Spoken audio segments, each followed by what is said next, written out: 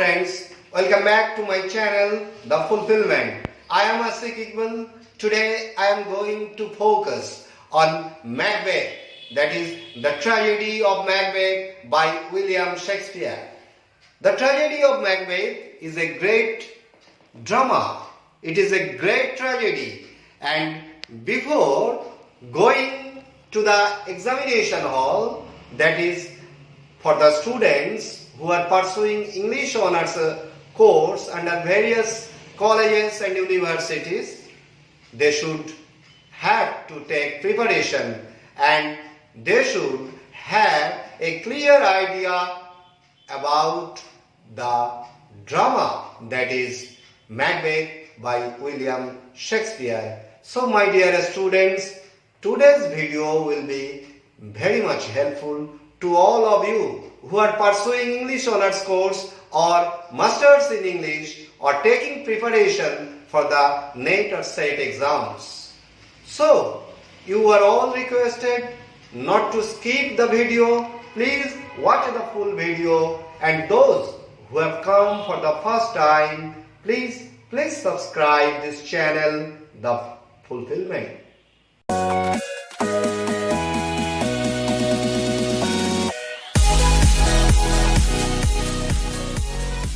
So my dear students, before answering the questions on Macbeth, you should have a clear idea.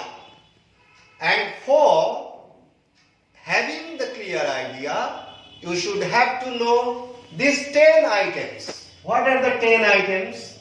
First of all, about author, that is the life of Shakespeare, Shakespeare's Place, third, history of English drama up to Shakespeare, then Shakespeare's greatness as a playwright, next Shakespeare's faults, next Macbeth, its date of composition, source of the play, its salient features, number 7, how many acts, number 8, character analysis, and number 9, act-wise detailed explanation, and number 10, questionnaires or questions. I will upload videos on Macbeth one by one. I will also upload videos on act-wise detailed explanation and character analysis, and also the important university questions. But today I am going to focus the remaining points so that the students will be benefited. So my dear students, please follow my lecture and look at the whiteboard. William Shakespeare, he is the alchemy of English genius. He was not only a great dramatist, but he was also a poet, a sonneter. In your syllabus, there are many sonnets, and you will read the sonnets and you will have a clear idea about the poetic quality of William Shakespeare's. Okay. Now, life of William Shakespeare. William Shakespeare was born on 23rd April 1564 in Stratford-on-Avon. Okay. He was born in an agricultural family. His father was a businessman of agricultural products and corns. Okay. William Shakespeare went to school, that is the grammar school, and he was taught there. The school teachers are not only his teachers. The nature was a great teacher of William Shakespeare. He noticed the nature and also studied the common people of his birthplace, Stratford-on-Avon. This was a place full of joy and harmony. When he was 14 years old, his father's business was in poor condition, and that's why he left school and started his professional career. It is thought that he was a country schoolmaster, or a lawyer's clerk. Some also say that he was a jester, whatever may be. He went to London in 1587 and stayed there for a long time up to 1611. And during this period, he started his career as a dramatist and also a poet. First of all, he started writing dramas, and the dramas are traditional. It has no unique quality perhaps, but gradually he developed his skill. He wrote Venus and Adonis, and he dedicated this poem to the Earl of Southampton. And for this, the Earl of Southampton gifted the poet a huge amount of money. By virtue of this money, Shakespeare became a partner of the Globe Theatre and then started to write his dramas. Shakespeare's Place we may divide in 4 stages.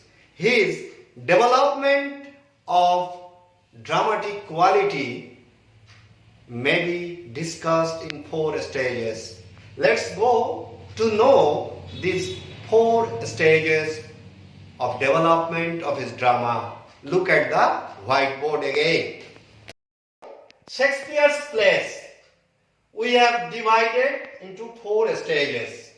Number 1, early experimentation. That is the period of early experimentation, 1588 to 1593. To this period belong Titus Andronicus, Henry VI, 3 parts, Love's Labours Lost, Comedy of Errors, 2 Gentlemen of Verona, Richard III, Richard II, Romeo and Juliet. To this period belongs also 2 poems, Venus and Adonis and the Rape of Lucrece.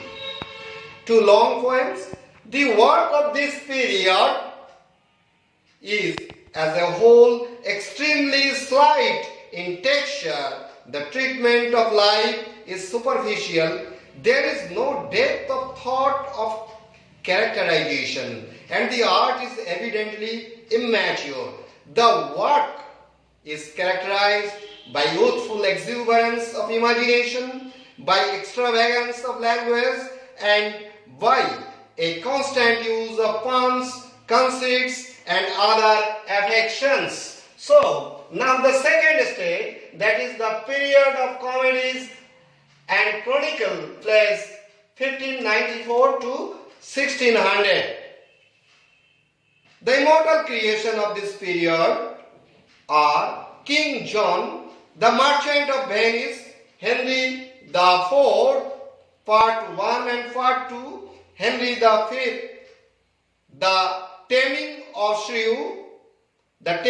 the Shrew, the Merry Wives of Windsor, Much Ado About Nothing, As You Like It, and Twelfth Night. These plays show a rapid growth and development in the poet's genius. They reflect a deeper knowledge of human life and human nature. The characterization and the humor have become more penetrating. Thought has become more weighty. Rhyme has largely been abandoned for prose and blank verse, and the blank verse itself has lost its stiffness. Okay, my dear students, next the third period, that is the period of great tragedies. This period is from 1601 to 1607. What are the immortal works? Julius Caesar, ends well, measure for measure, Troilus and Cresseide, Othello, King Lear, Macbeth, Antony and Cleopatra, Coriolanus and Timon of Athens. This is a period of gloom and depression, and it marks the full maturity of his powers. His dramatic power, his intellectual power, and his power of expression are at their highest. This is the time of his supreme masterpieces. His attention is, however, occupied exclusively with the darker sides of human experience. These sins and weakness of man form the theme of his plays. The emphasis is thrown on evil, and the tone is either grave or fierce. And the last stage, that is the period of later comedies or dramatic romances. Okay, this period is from 1608 to 1612. The plays of this period are Pericles, Cymbeline, The Winter's Tale, The Tempest, and the unfinished Henry VIII. During this period, the temper of Shakespeare has changed from bitter and gloomy to serene and peaceful. The heavy clouds have melted away from the sky. A tender and gracious tone prevails.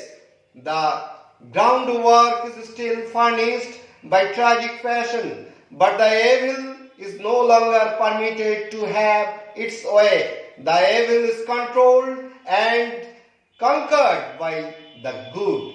At the same time, they show the decline of Shakespeare's dramatic powers.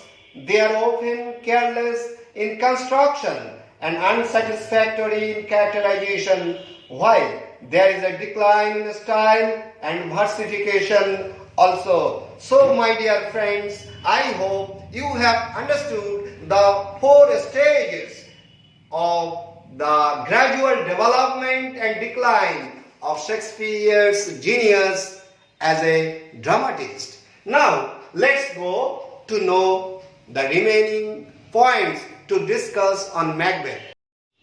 The next point, that is the history of English drama up to Shakespeare. Before reading William Shakespeare's Magnet, you have an idea about the dramas before Shakespeare.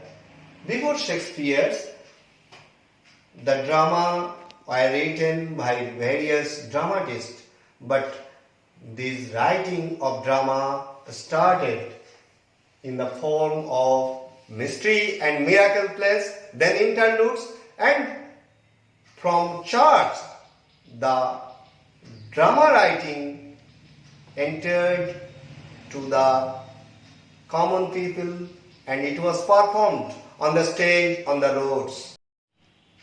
Before Shakespeare, the drama writing was practiced by his predecessors like Kidd, Marlowe, Lilly, Green. They are the predecessors of William Shakespeare's, and they in fact prepared the ground for the emergence of William Shakespeare. Okay, so after knowing this, now you should have to know Shakespeare's greatness as a playwright. Shakespeare is a great playwright. Why? Because for his universal quality. The universal quality that we can find in his writings is the prime trait that makes William Shakespeare a great dramatist. And his universal quality is reinforced by use of dramatic irony, by use of symbols and images, by virtue of his style, his choice of words, phrases, and above all, by his character analysis, by use of his bold dialogues. By virtue of all these, William Shakespeare appears to us a great playwright. But he has also faults. Number 5, Shakespeare's faults. Critics say that he has no philosophy in his writing. Philosophy-less writing. In fact, in Shakespeare's drama, we do not find any philosophy that should be praised. But some other critics say that there is a philosophy that is William Shakespeare was an artist preacher. Whatever may be, it is not so important for us. But after knowing all this, that is from number 1 to number 5, now we will go to know about Macbeth, the literary work, that is the tragedy of Macbeth. So what is the date of composition? 1606. 1606. What is the source? Holinshed's Chronicles of England, Scotland and Ireland.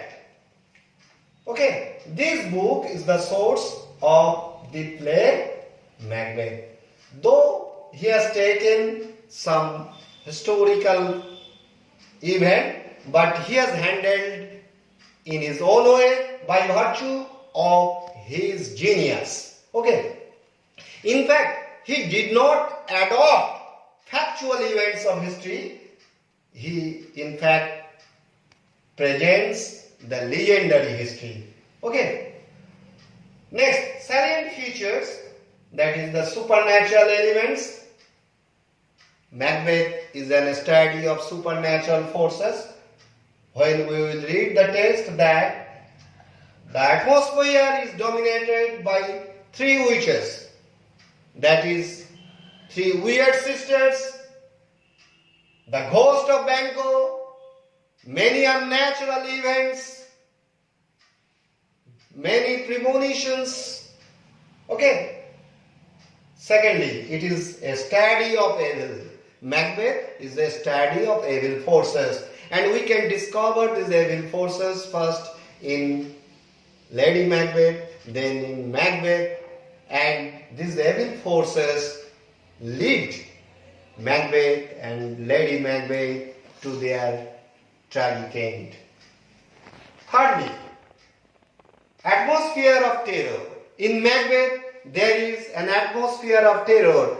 Atmosphere of terror is created in all the tragedies, but in this particular drama, the atmosphere of terror pervades throughout the drama. From the beginning to the last, there is the terror. And this terror is created by virtue of the tragic incidents that happened in the life of Macbeth and Lady Macbeth. Next, portrayal of Macbeth and Lady Macbeth. The drama is a fine piece of literature which portrays the character of Macbeth and Lady Macbeth. The next point of salient features of Macbeth is the contrasts in the play. The play shows a number of striking contrasts, of which the most conspicuous is that between good and evil. The witches represent the principle of evil, and we meet them in the very opening scene. Among human beings, evil is represented by Lady Macbeth, and in course of time by Macbeth himself. The principle of goodness is personified in such characters as Malcolm, Macduff, Banquo, and above all Duncan. Another noteworthy contrast is that between appearance and reality. Duncan admires the beauty of Macbeth's castle and its surroundings without realizing that it is the place where he will die. Likewise, Duncan had been deceived by Thane of Cawdor, on whom had built so much trust. Macbeth is deceived by the fair promises and assurances of witches, whose reality as juggling feints he learns towards the end. Lady Macbeth appears at first to rise above the weakness of her sex, but is soon found to be essentially a woman with all a woman's weakness. Next point, use of soliloquies.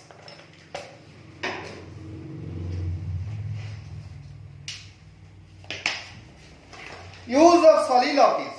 Both Macbeth and Lady Macbeth mix a number of soliloquies which are essential to our understanding of the characters and the inner states of their minds. The soliloquy is used by Shakespeare as a means of the revelation of the secret working of the minds of his principal characters. The psychological value of the philosophies of soliloquies in this play, as in others by Shakespeare, is therefore very great. Besides, the soliloquies contain some of the greatest poetry of Shakespeare. They are a means of advancing the action of the play in some cases. Next point, images and symbols.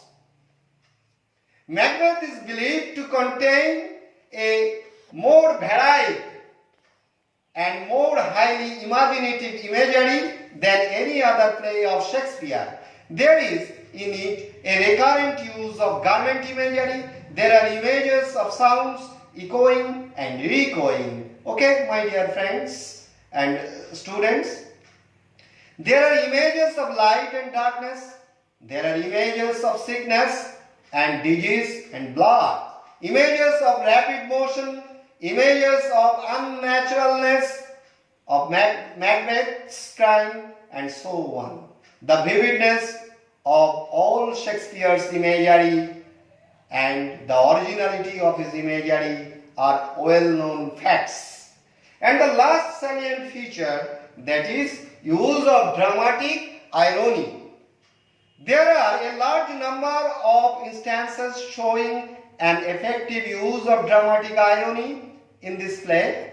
All the praises showered on Macbeth in the early scenes of the play are only one example, because later on Macbeth proves himself a traitor. Duncan's compliments to Lady Macbeth when he is received by her at the castle are another example, because he does not know, while we do know what is really in her mind. The use of dramatic irony heightens the dramatic quality of the great tragedy Macbeth. Okay, so we have learned the salient feature. Now let us go to know number of acts. There are 5 acts in this play. And number of scenes? First act is of 7 scenes. Second act is of 4 scenes. Third act is of 6 scenes. Fourth act is of 3 scenes. And last act, that is the final act, that is the 5th act, is of 9 scenes. So if you know all the scenes, you will be able to answer all type of questions. And next, character analysis, that I will upload another video on character analysis. But in short, you have to know some important characters. Duncan is the king of Scotland. Macbeth is the general of the king Duncan. Banquo is also a general. Macduff is also a general, a noble person. Ross, Angus, Malcolm and Donalbain, they are the 2 sons of King Duncan. Lady Macbeth, that is the wife of Macbeth. Other characters are doctors, attendants, Lady Macduff, Macduff's son, Seward, young Seward, and many others. So when I will upload videos on character analysis, I will focus on these characters. Next, act-wise detailed explanation. I will also upload videos on act-wise detailed explanation. So today I am not focusing on this. And lastly, questionnaires or questions. And I will also upload videos on important questions. So my dear students, up to this portion I think you have a glimpse of idea about Macbeth and what I have firstly told you about the life history of Shakespeare, that Shakespeare passed his life in two places. One, that is Stratford-on-Avon, and secondly in London. He came to London in the year 1587 and stayed there up to 1611. Then he came back to his native land, Stratford-on-Avon, and died on 23rd April 1616. So this is in short the background analysis on Macbeth.